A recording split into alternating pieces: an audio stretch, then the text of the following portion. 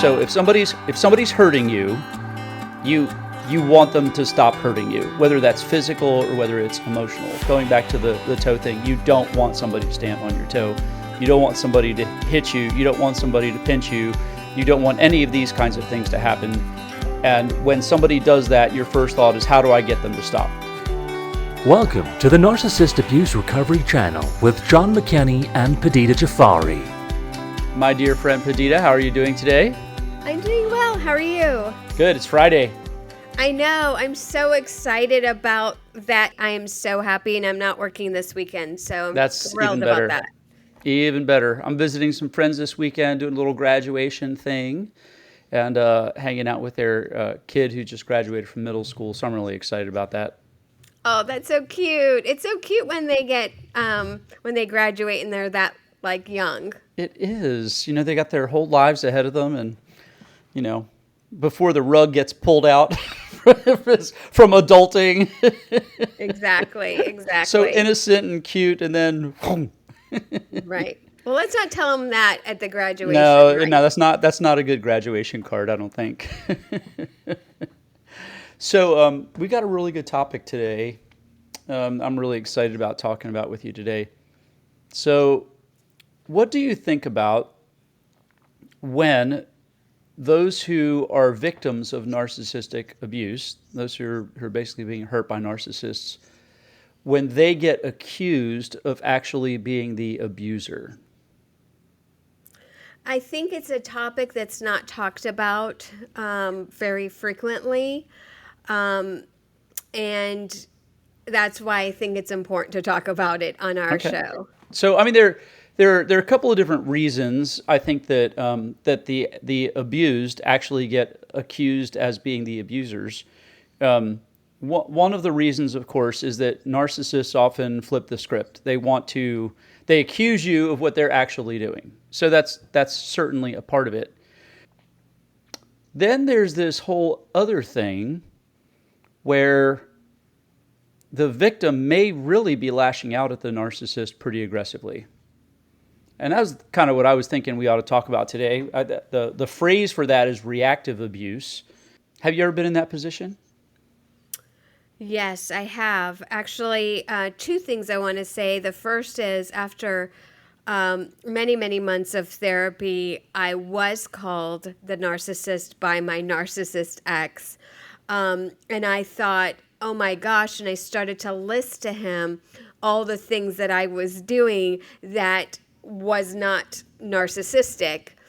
And so that was number one. And then number two is I did act out at the very, very end of the marriage, which ended up in, a big, huge fight and actually ended up with him in handcuffs. So it does happen where, only a nice person can only take so much, right? And you've been beaten down for so many years that you do react.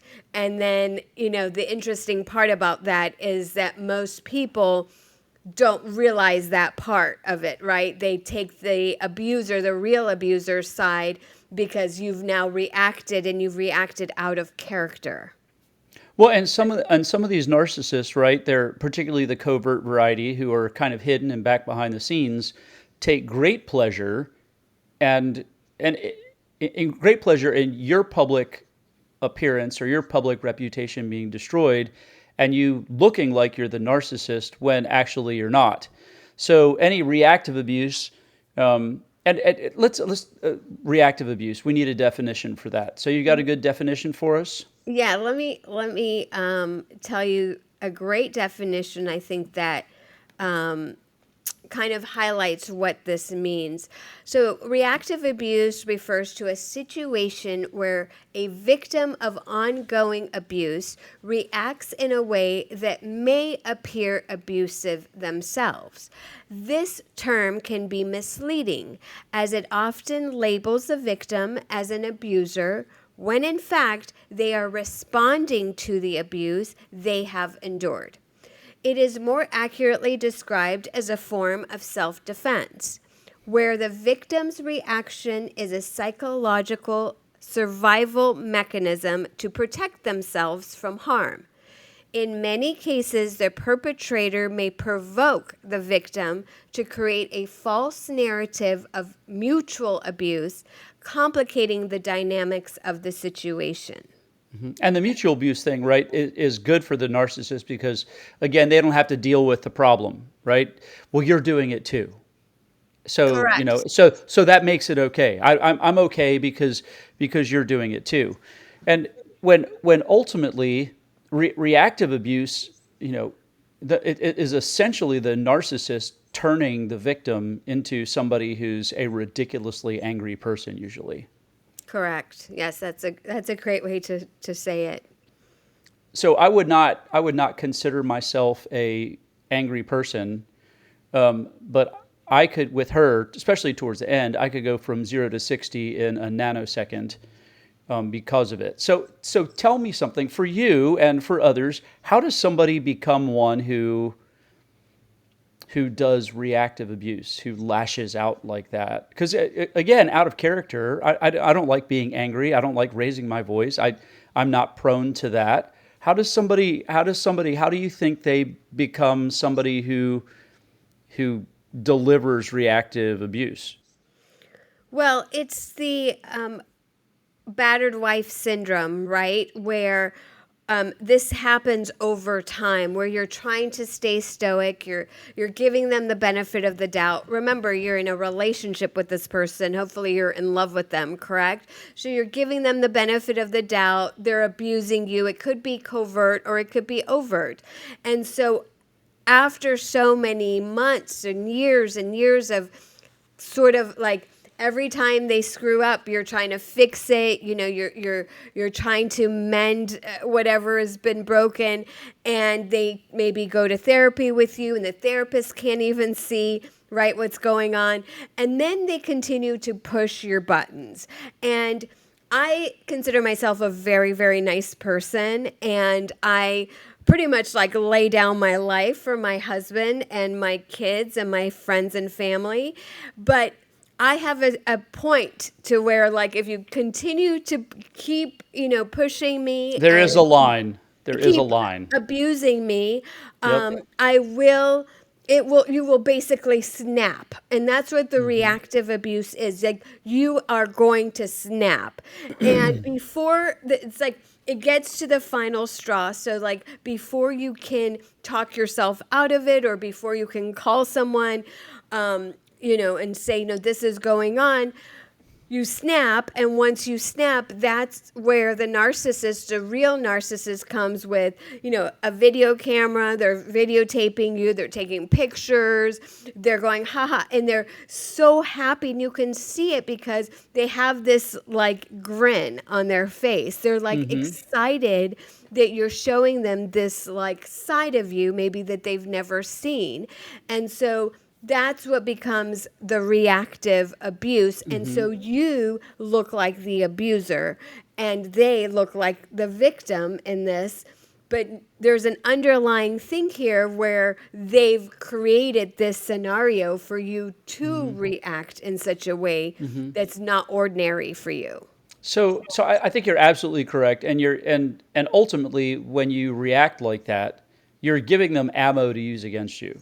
That's that's Correct. that's the harder part of this. You're giving them stuff that they can use against you to destroy you publicly or privately or in front of your family or friends or whatever it might be. It's like going, oh, look what he did, or look what she did, and ultimately it doesn't help you, but it is natural, I think. And in my own life, I was thinking about, how did I get to that place? How did I get to a place where I was that angry, and there were a couple of things that came to mind. The first one is kind of a visual illustration of what I think reactive abuse is like. So if you had somebody who was stepping on your toe with all of their weight, stepping on your foot with all of their weight, and you'd give them the benefit of the doubt at first, and you go, okay, hey, could you move your foot? And they go, what do you mean? You go, you're standing on my foot. No, I'm not. I'm not standing on your foot. Yes, you are. You're standing on my foot, and it hurts. And they go, well, I'm not standing on your foot. And I go, look down, you're standing on my foot. And your voice begins to raise a little bit because that would be natural. And you go, you're not standing on my foot. I'm not standing on your foot. I'm standing on your toe.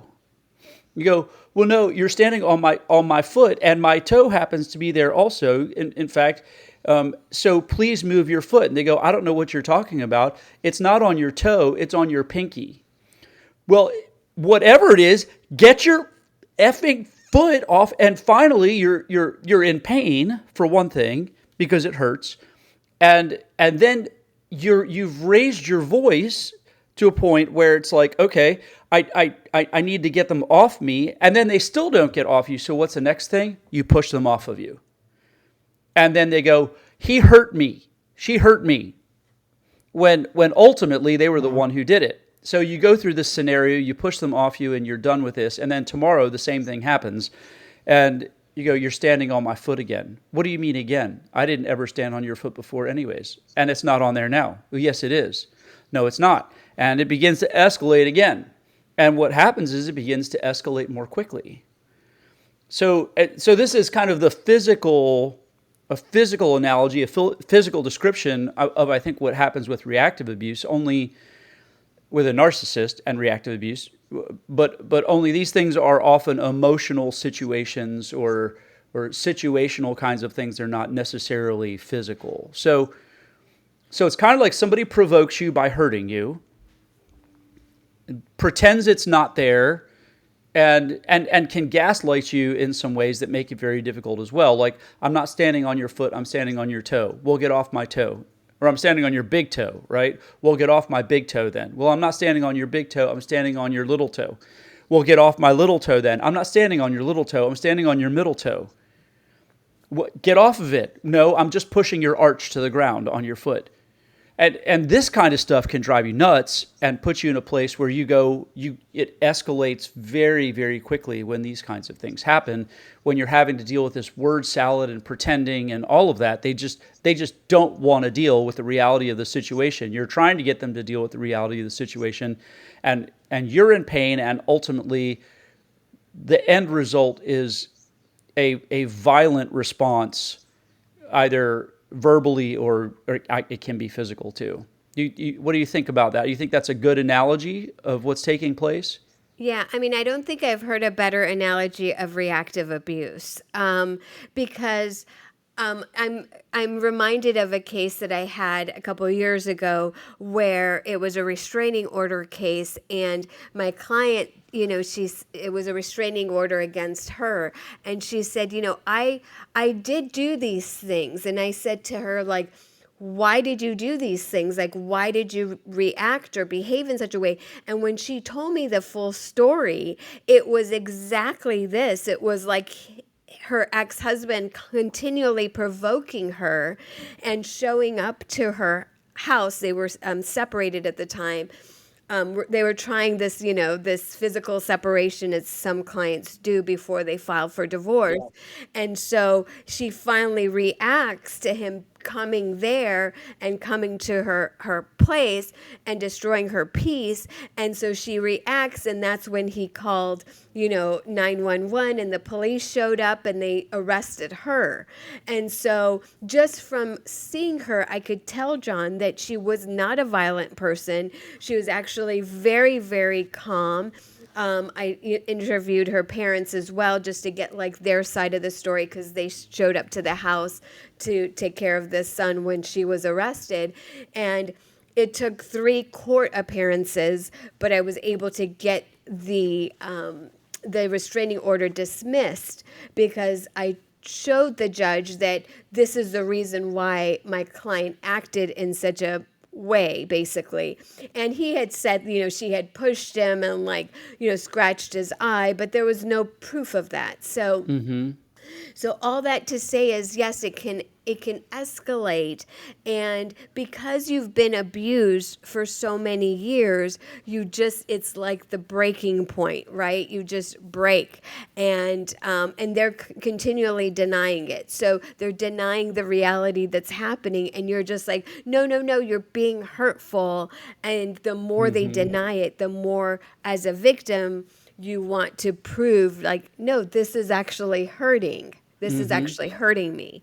Right. So it's only when you look at it from a different perspective that you realize, wait a minute, they were trying to bait you all along.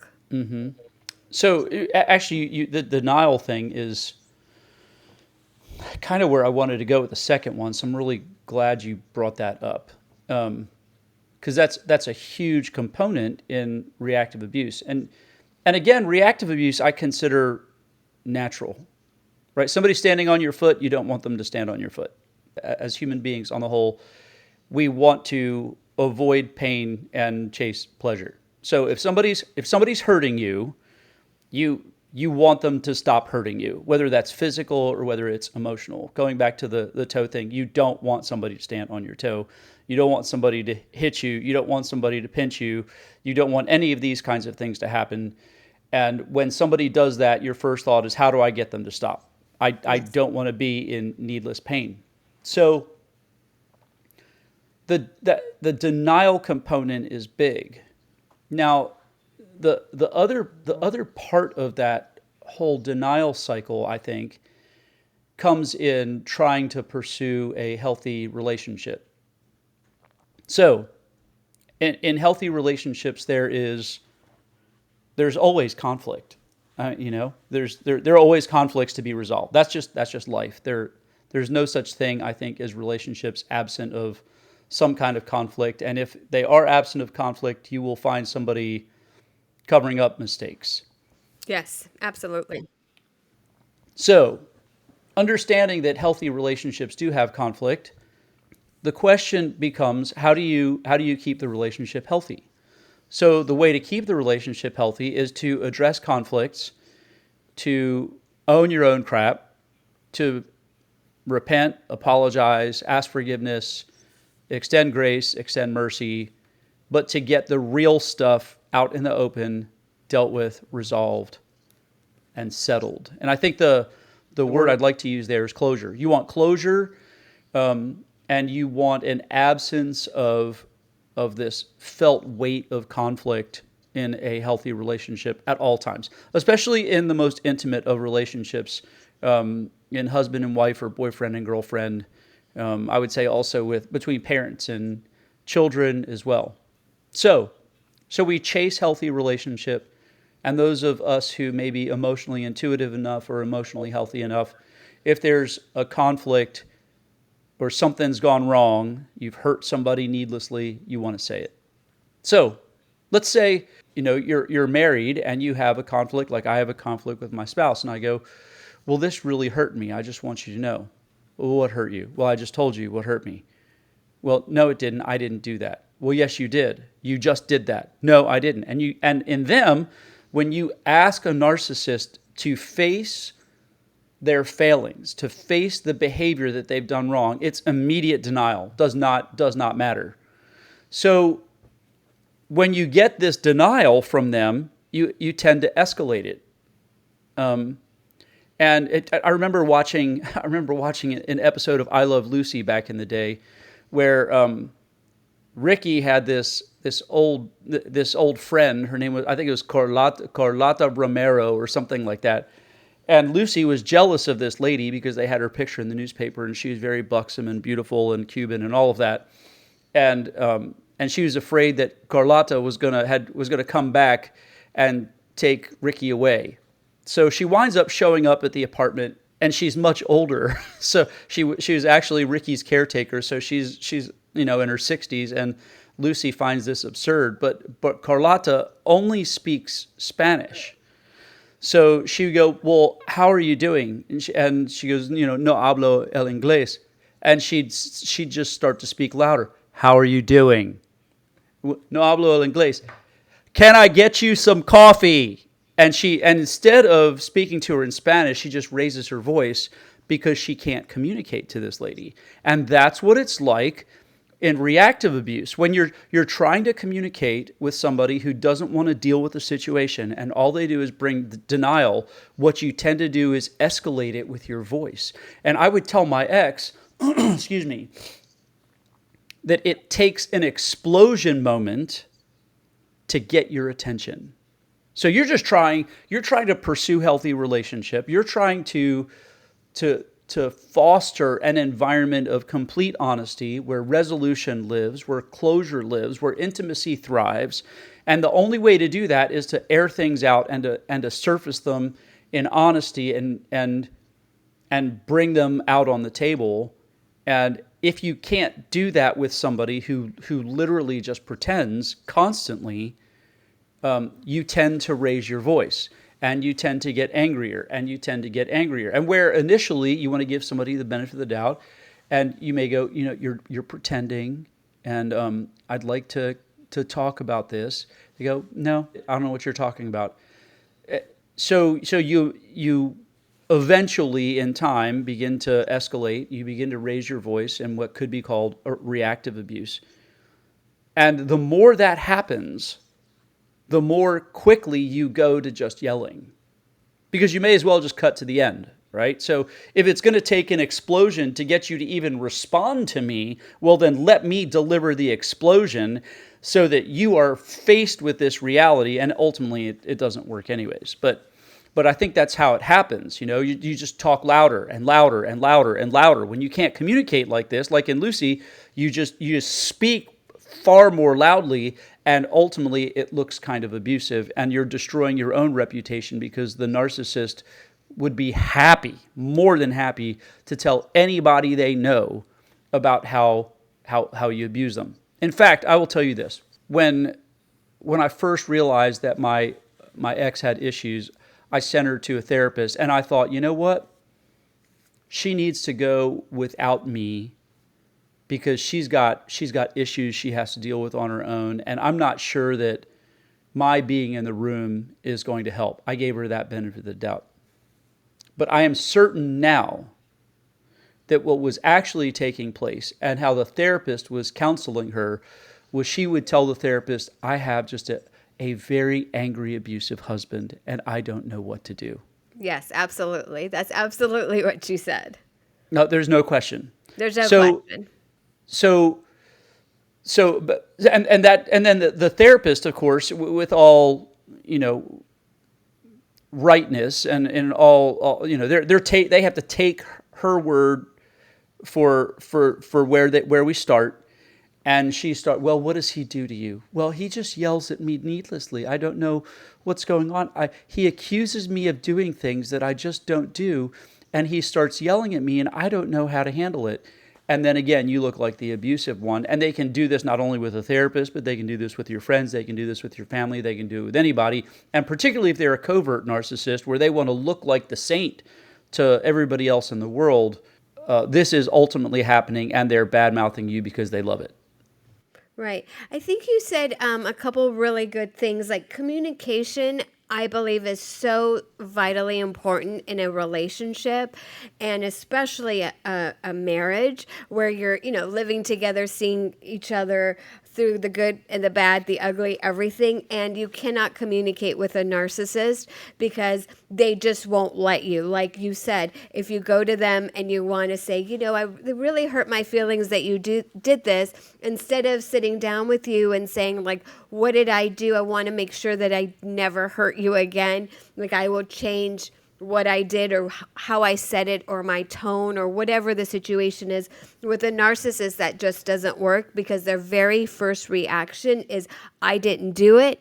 You're wrong. You're too sensitive. They'll resort to name calling, and they'll say, well, this, and this, right? Anything to deflect off of them because in their mind, they're perfect and you are always wrong.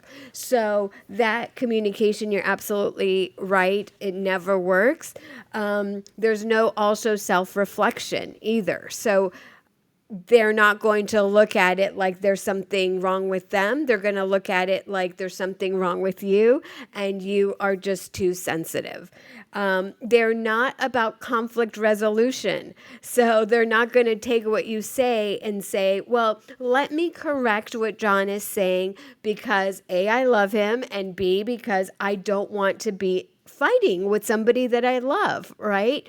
They don't think of it that way. They use that as a weakness to use against you later.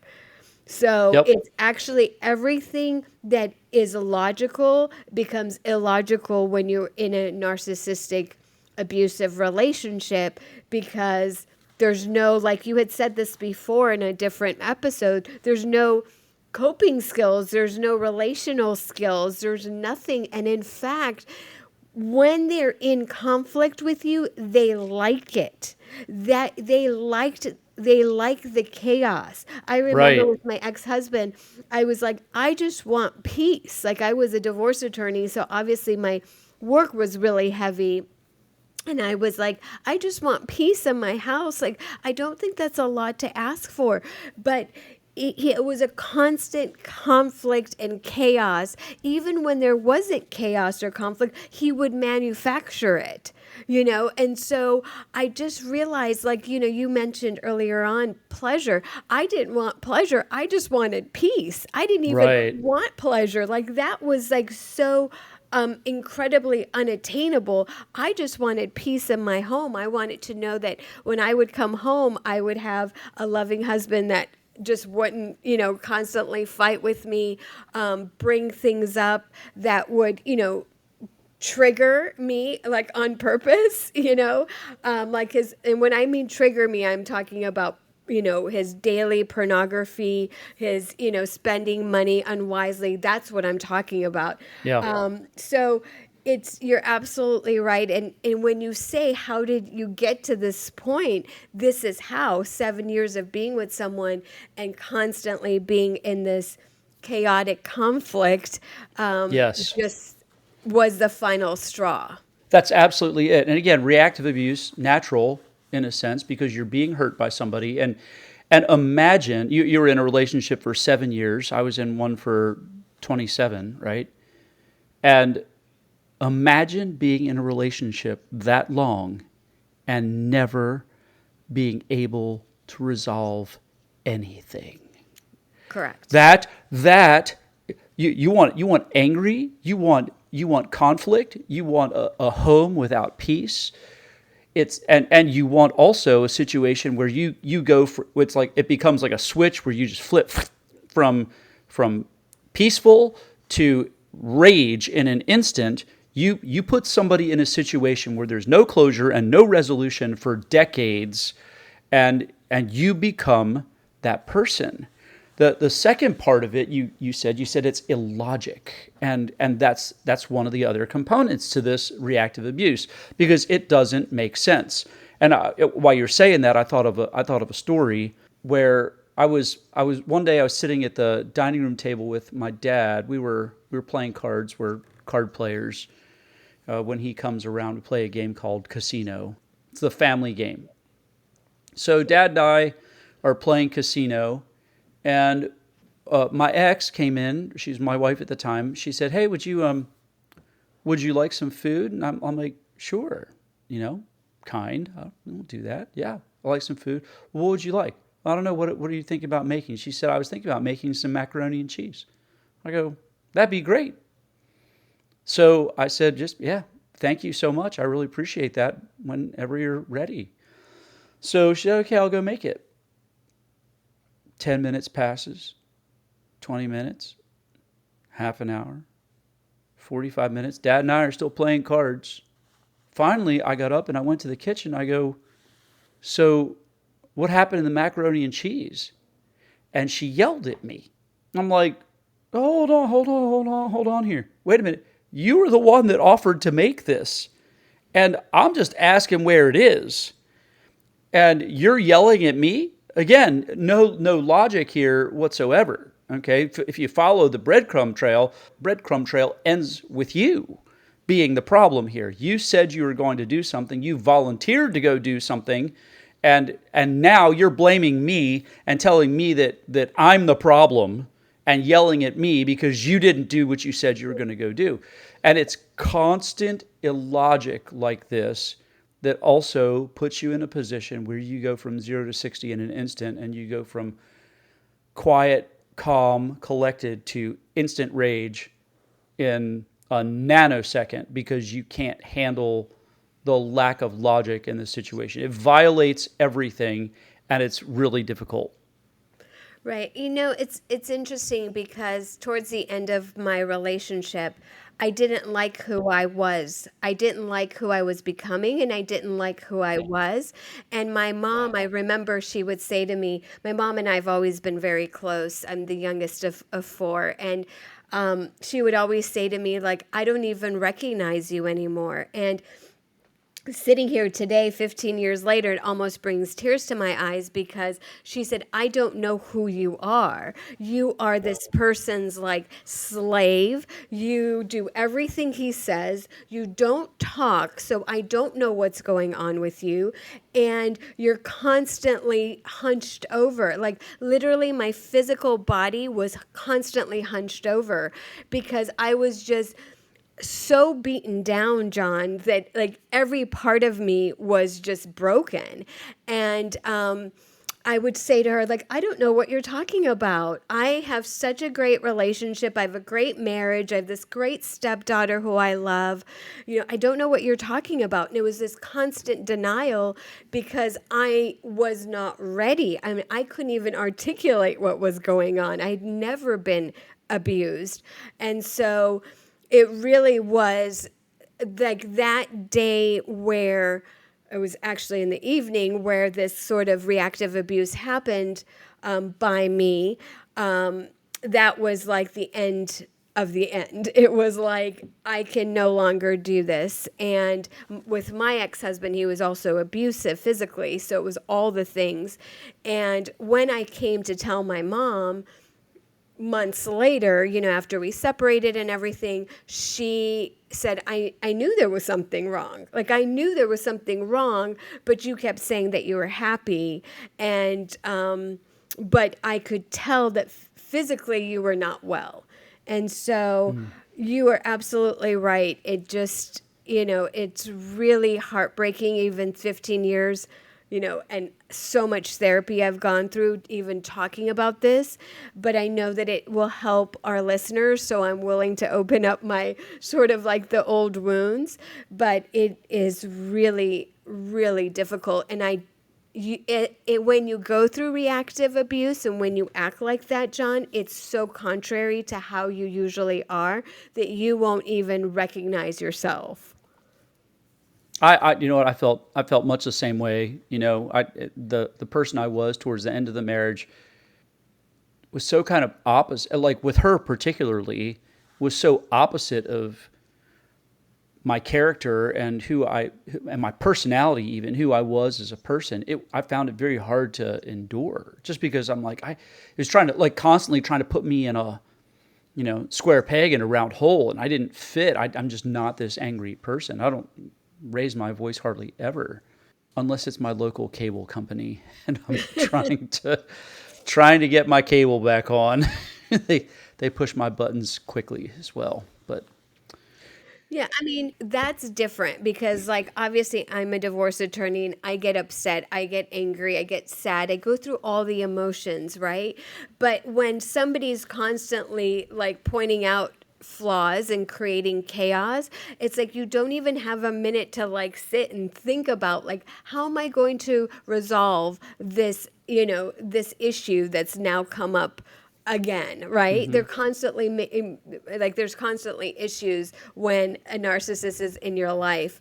They thrive on the chaos. They really, I mean, I really want to make this clear. They thrive on the chaos. So when yep. I'm in court, I can see this very clearly when I'm battling a narcissist or the narcissist attorney. They're constantly bringing up chaos. It's constantly like one thing after another after another. And you're like, geez, can I just put my pen down for a minute? Like, can I just think about like how to resolve my client's, divorce and get to a settlement? No, they don't want that. They absolutely don't want that. They like when it's chaotic.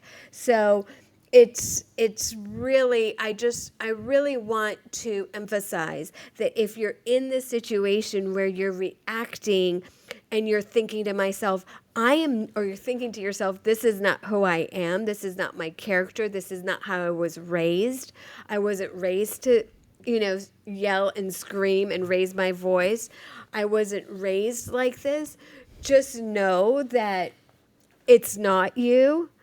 This is an emotional thing you're going through, and your self-defense, like you're trying to defend yourself against this demon, this evil person. And so you're acting out of character. And once you get out of this type of situation, whether it's a relationship, marriage, daughter, mother relationship, whatever it is, once you get out of this, you will revert back to who you really are and who God created you to be, which is just a loving, caring, trustworthy person that you were created to be that way, but for this demon in your life. Well, let's talk about something. So we come up with this term. This term reactive abuse has come up, and here I am saying, well, it's natural. It is. But is it abuse being delivered back, and is it appropriate? And the reality is, it is kind of abuse being delivered back. And I think for those of us who are in those situations, we kind of need to own that as well. That we were rage-filled, we were angry, and that not only are these characteristics just not good, and they make you somebody who you're not. It's just not healthy for you to be that way. And the narcissist is going to use it against you on top of that. So if you find yourself in that place, the question becomes, how do you move from there? And I'm wondering if you have opinions about that. I've got some thoughts, because it's still abuse, right? Abuse delivered back. It's natural abuse. Yes, you're standing on my foot and you push somebody out of the way because they won't get off your foot. And there's a violence in that. So what do you do? Yeah, I think it's different for each person. I think it's case by case, and I know that's a very lawyerly way of saying it, but I cannot tell you when it's appropriate for you to leave. I cannot do that, right? Because everybody comes from a different type of background. Everybody is sort of in this abusive relationship with their narcissist, and I tell my clients this all the time, John, because they tell me, like, I don't know if I'm ready. I just came in for a consultation. I just came to strategize with you. And I always tell them, I cannot answer that question for you. I just would hope that you would do it sooner rather than later, because I know what can happen later, right? You could die. You could die of stress and anxiety. You can be killed by the narcissist. I mean, there's so many things, right? You could be further alienated from your child. Your child is witnessing this abusive relationship in the home. There's so many negatives to staying with a narcissist. But I don't know when that moment of realization is where you need to get out. I can just speak for myself that it was 7 years. It wasn't always abusive. It wasn't everyday abuse, but the abuse was very dramatic, and it was very difficult towards the end of our relationship because my ex-husband had cheated, and I took him back, which is an absolute no-no, by the way. If your spouse is cheating on you, that to me, that's a full stop. But I took him back because I thought he was truly repentant. And those 9 months when I took him back after that cheating, that's when it got worse. It did not get better. He felt like, okay, this was sort of like his carte blanche to do whatever he wanted, because if he cheats on you and you take him back, then he can do whatever.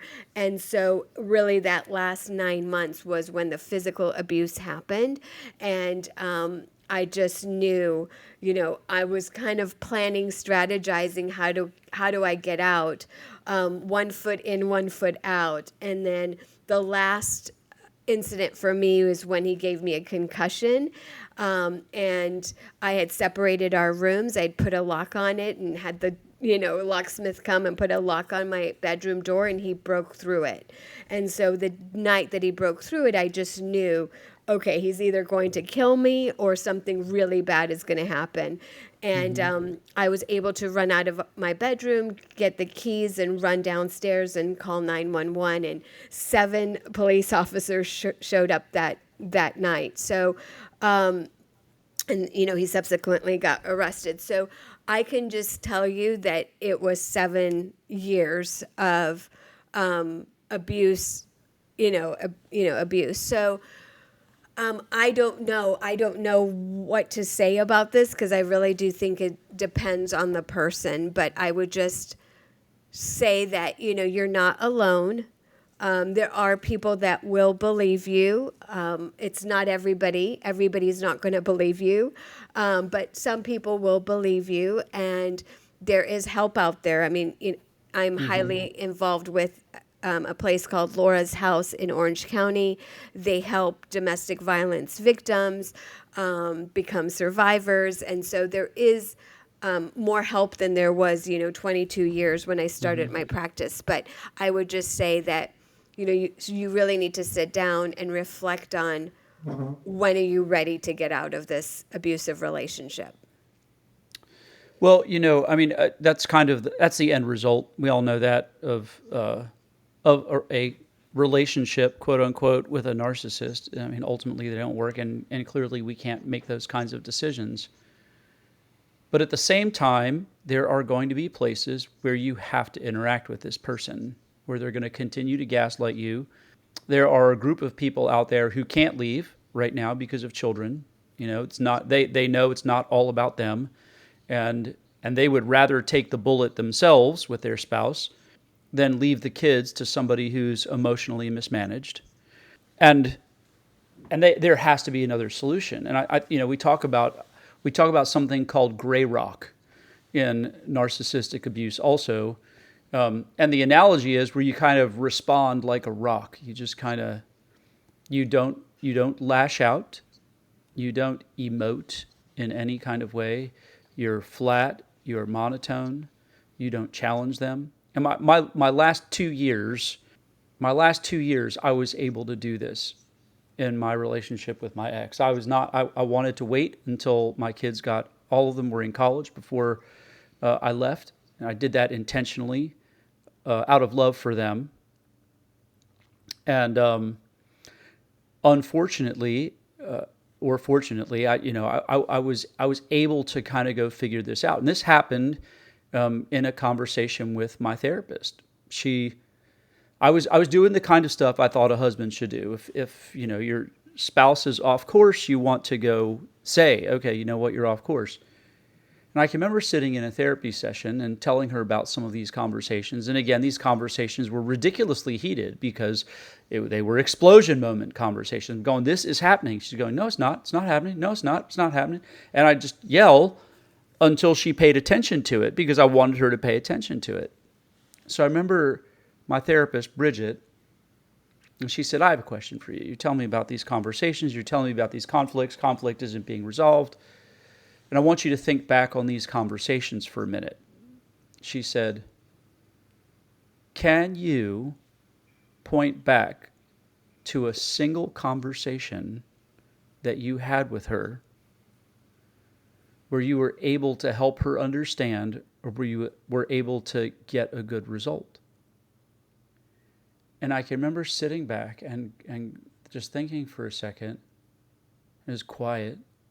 And I go, no, not one. And she looked at me and she goes, then stop having these conversations. If they don't go anywhere, if you've got 25 years of this and there hasn't been a single resolution, there hasn't been any conflict resolved, all it has been pretended away, then stop having these conversations. And that's part of the key to, if you're in a situation where you have to go be with somebody like that, stop having these conversations. And if you are forced to a situation where you have to, where you're dragged into a conversation like this, and you can be sometimes, you act gray rock. You're emotionally disconnected. It's very hard to go do. I was able to do it the last couple of years. In a sense, it almost felt like being single in a marriage, which is bizarre. It's a very weird way to kind of feel, where you decide, all right, I'm going to emotionally disconnect from this person, and nothing they say is going to faze me. And I would respond flatline. I'd respond monotone. And ultimately, that was better for me. And I flat out told her I was going to do it. There was a night I just said, look, we're not going to be close. Just so you know, I've made every effort. I've done everything I know to go do to try to be close to you. So I'm done trying. And I declared it to her and lived it out for the following 2 years before we divorced. But it was better. Is it a marriage? No. Is it a relationship? No. Is it not heated? Yes. Does it resolve conflict? Oh, hell no. It doesn't. In fact, what you have to do is kind of suck it up and go, all right, it is what it is. There's no way for me to go change that. And that's all there is to it. So going gray rock, if you're in a relationship, can help. And gray rock is just completely emotionally disconnecting and not delivering any emotion to that person for their bad behavior. Right. I think once you stop fighting for the marriage, then it's already over. But I understand, your strategic, way that you did it for your children's sake, because you had, you have 4 children. And sometimes Yep. that is absolutely the correct way to do it. I'm just thinking. Well, some people don't have choices, right? Some people Correct. don't have choices. So they've got little kids they're committed to, and they would sacrifice themselves over the kids. Some are in financial situations where they can't get out immediately, or they're working a plan or a strategy to try to get out, and that takes time as well. So there are a group of people who have to figure out how to go interact with these narcissists and not be seen as the reactive abuser. There are spouses out there who are divorced, who still have to co-parent with a narcissist and not act out like this. There are spouses of husbands, wives of husbands who were narcissistically abused, and they have to learn how not to lash out and not to reactively abuse towards these people. So, I mean, just because you get out doesn't mean the reactive abuse necessarily ends. You have to figure this out at some point in time, how to deal with this narcissist, because you are going to have to interact with them again. Now, I'm in a situation where all my kids are out of the house, and I don't really have any contact or any conversation with her whatsoever. But there will be weddings one day. There will be family things that I have to be at, that where we have to interact, and again, practiced. You got to just completely emotionally disconnect and communicate in a way that you don't emote. Right. And you don't take the bait, right? You don't take the bait. Oh yeah. They're going to say something to try and trigger you, but the more and more and more therapy you have, and the more self-reflection you have, and the more journaling you do and healing and recovery, you will realize that this is not about you. This is about them and their mental disease and disorder, and that you have to, just like John said, just keep it moving and do not take anything personal. And they will do it to every victim, every person in their life. They will do this to. So you're absolutely right. That's great advice. I just think that this is such an important topic, because Really is. as we're talking about, narcissistic recovery, this is part of the recovery phase, that you forgive yourself for acting out of character when you know you would not do that normally. And I have to tell you, it took me years to forgive myself, because as a Christian woman, I was like, did I make this happen? Did I do something that, for this person to react? Was it okay that I called, police officers that night? It took me so many years, John, just to forgive myself for the reactive abuse that happened one time in 7 years. So you do need to forgive yourself, because that's part of the healing and recovery portion, so that you realize, I'm not that person. So that's sort of what I want to say in parting, that you need to forgive yourself for how you behaved. You did more than forgive yourself in this. And the other thing that I think you did in this that was so important was that you owned it. You owned where you were. You owned your piece of this. And reactive abuse is something, I think, that for your own health, for your own emotional well-being, you need to own, okay, well, this is how I responded. I can remember going in to have a conversation with my pastor, with my ex one time, and he said, well, why are you here? And my first words out of my mouth, I'm angry. I just started with that. And it's good for you to own where you're at, and to own your own situation, so that you can heal too. I don't think there's healing. There's not complete healing until you own your own situation as well. And no, it's not healthy. No, it helps you. No, it doesn't help you. Yes, it's natural, but that's not an excuse either. Ultimately, you want to be people of peace. We all want to be people of peace, hopefully, and want to respond in such a way that's peaceful, and at least chase peaceful solutions wherever possible. Unfortunately, with narcissistic abuse, it's just not always possible. But the reality is, you have to own your own shit as well, and like Padideh said, forgive yourself, and if you can find it in yourself to begin to practice not lashing out and not responding, and practice this gray rock emotional disconnect. So good conversation today, Padideh. Yes, thank you so much. I really hope that it helps our listeners. I hope so too.